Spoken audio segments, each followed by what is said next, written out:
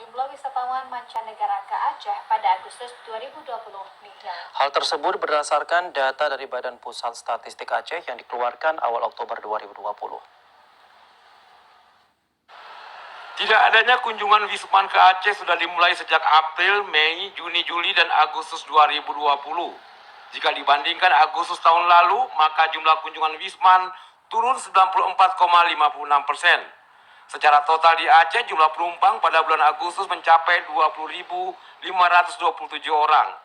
Menurut data BPS Aceh, penurunan secara drastis itu karena pembatasan penerbangan dan pelayaran dari dan keluar negeri akibat pandemi COVID-19. Jadi pada bulan Agustus 2020 tidak ada penumpang yang berangkat ke luar negeri.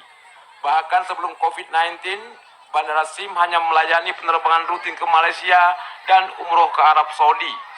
Namun secara kumulatif, jumlah Wisman yang datang ke Aceh Januari sampai dengan Agustus 2020 sebanyak 10.402 orang atau menurun 45,56% dibandingkan periode yang sama tahun 2019.